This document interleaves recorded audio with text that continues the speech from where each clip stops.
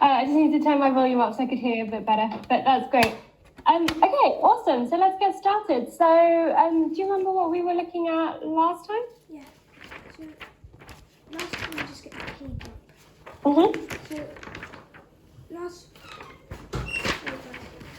just got the page up. So we were doing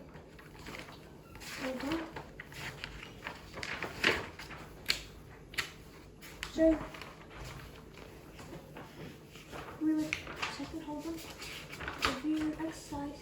So we were moving on to a new topic. Yes? Yep. And just get it out. It was the solving equation.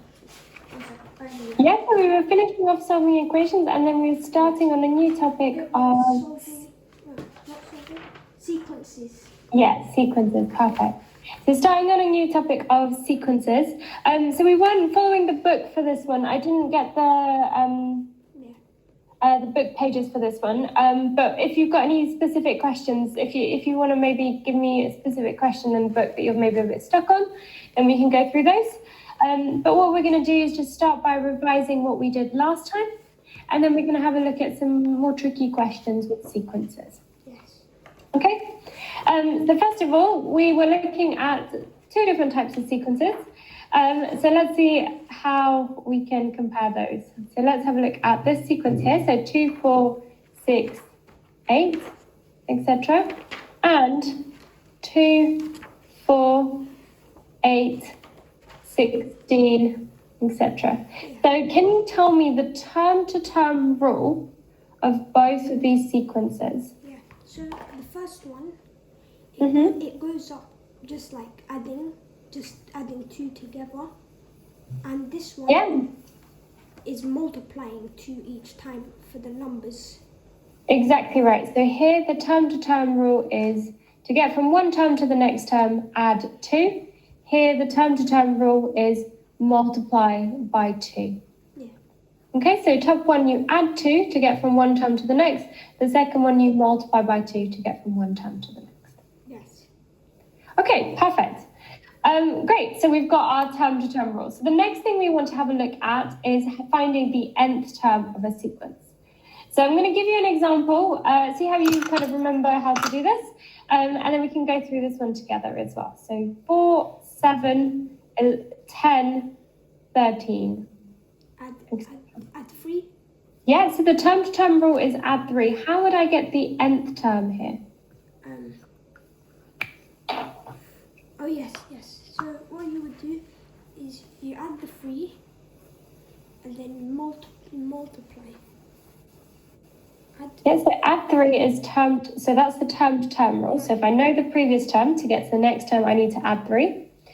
How do I get the nth term?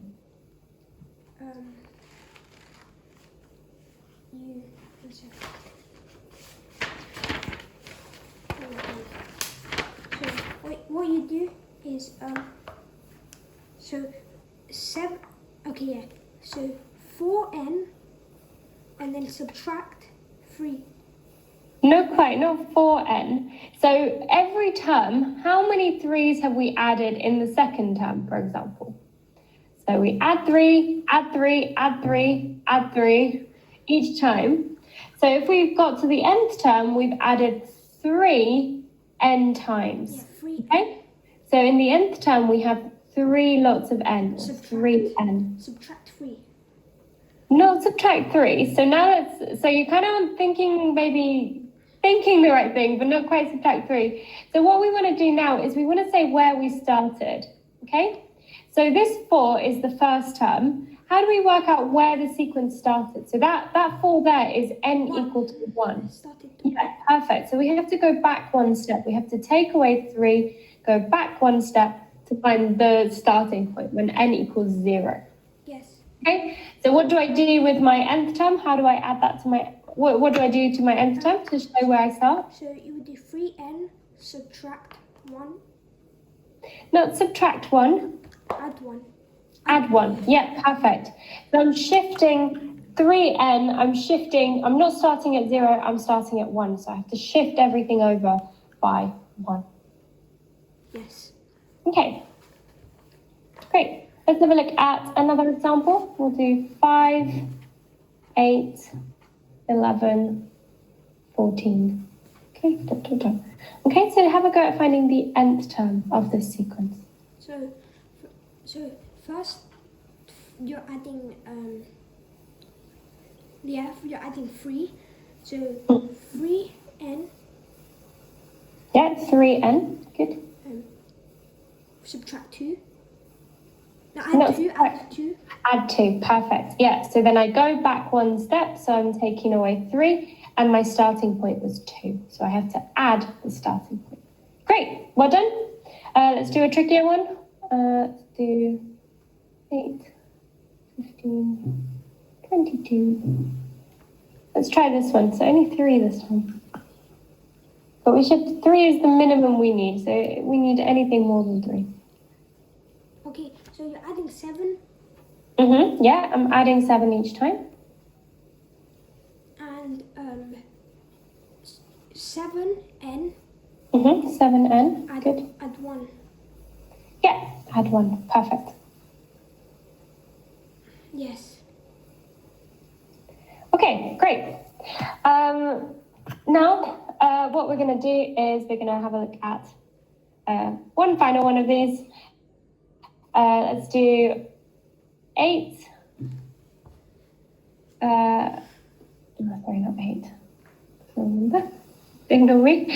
We'll do 9, 5, 1. Okay. So you're subtracting 4. Yeah, subtracting 4. 4n. No, 4n. It will be 9. Sorry? 9n. No, 9n. So we're closer with 4n. Is it plus 4 each time? No, subtract 4 each time. Yeah, subtract 4. So we should have minus 4n. Yeah, minus Yeah. 4n. Good. Subtract. Add. Add, Is it yeah. always add? It's always adding the number in front. So if that number is a negative number, then we would take away because we're adding a negative number. Okay. But in this example, we're going to have a positive number here, so we're going to add it. Okay. So what this part does, what this kind of part, the second part. So once you've got the term-to-term rule here, this second part, what it does is it tells us where to start our sequence. Yes. So we have a sequence with a difference of -4 between each step. And then after that difference, we then have a starting point. Yeah. Okay? Yeah, so 4n subtract. So where would this sequence start? So here we're taking away 4. Where would this sequence have started? At 4? No, not at 4. Go backwards. 13? Reverse. Sorry? 13. Yeah, 13, exactly right. So this sequence, the n equals 0 is 13. Yeah. Okay, so what should I add down here? 4n add 30. Yeah. 13, yes. Yeah, perfect. So what I'm doing here is I'm saying, this is my term-to-term rule. Let's write this. So this part here is the term-to-term rule. So here we'd take away 4 each time. Yes. So when we get to n, we take away 4n. Yes. Okay, and this is the starting point. Yes. So when n equals 0. Okay, so we can see kind of where both parts of this formula come from now. So we can, the first part, the 4n part, or the whatever has multiple of n, it's the term-to-term rule. And then we have to adjust it for the starting point. Okay, so we're always adding the starting point, but one thing to keep in mind, the starting point could be negative, so we might need to take it away. Yes. Okay? I have a question. Yeah. So you're saying if it's just positive numbers like 3, 8 and 13, it would be add, and even if it's going down, it would still be add. But if it was negative, so -4, -8, like that, it would be subtract. It will be subtract, but the reason is because you would add a negative number. So if you add a negative number, what happens? You add. So what if you do? Let me give an example. -4. Then 0. Would that be subtract? So we need one more term so we know how to get that sequence. So maybe 4? 4, yeah. Yeah. So let's have a go at this one. So how do we get from one term to the next term? You add 4. Yeah. So what would your nth term? So it would be negative 4n. So not negative 4n. So going from left to right, going along the sequence, it would be positive. Yeah. Positive. Because the term to term rule we're adding, yeah. So the term to term rule is positive. Add. Mm-hmm. -8. No. Just Yeah. And then adding -8. So here, this previous term in your example, we would have a -8, right, where we started. Okay. So we add -8, and then if we've got plus minus, that becomes just minus. So we then end up with 4n minus 8. Yeah? Can you give an example where it's going to be subtracted? Yeah, of course. So this is a really good example here. So this one here, we should have n in here as well. Okay. Let's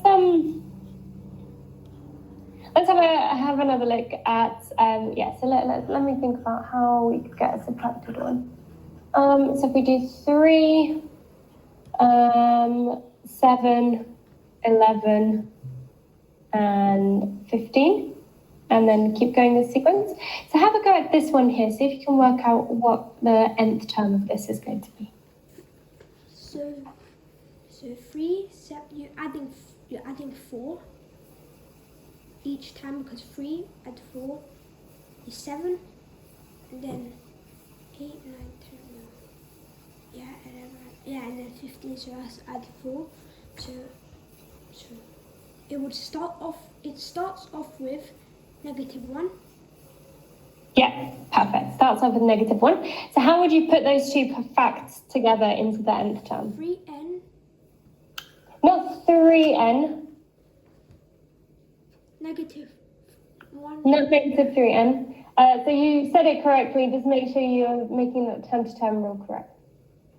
So What's the term to term rule here? Add 4 each time. Yeah, perfect. Add 4 each time, so it should be 4n. Good. So 4n. Add or subtract? Add. So we always add, but depending on that number. So we always add, so let's add. And what's the starting point going to be in this case? -1. Yeah, so we're adding -1. So what does that mean if we add -1? You're subtracting. Yeah, exactly right. So can you write that? Yeah, that's good. So we have 4n plus -1. Can we write that in maybe a nicer way? Like this. Subtract 1. Yeah, so we would get rid of that whole subtraction there. So if we have just like this. Yeah, so, okay. Oh, yeah. So just 4n and -1 like that. Yeah. So if you've got two signs in a row, as we've been seeing here. So if we have 4 plus -1, yeah, 4 minus -1, yeah, or 4 minus +1. Okay. So all three of these examples, we have two signs in a row, right? We've got plus minus or minus plus. And then we also have minus minus in a row, okay? So what we're kind of talking about here is we have special rules for when we have two signs in a row, okay? So it doesn't mean we're subtracting, we're still adding something, but because we're adding a negative number, that turns it into a subtraction. yes. Okay, so if we have plus minus, the minus wins, minus plus, again, the minus wins, and minus minus, finally, the plus wins. Okay? Yes. So here we have two negatives in a row, the negative wins, negative positive, the negative wins, and then two negatives, the positive will win. Okay, so Yeah. if it's like that. So these rules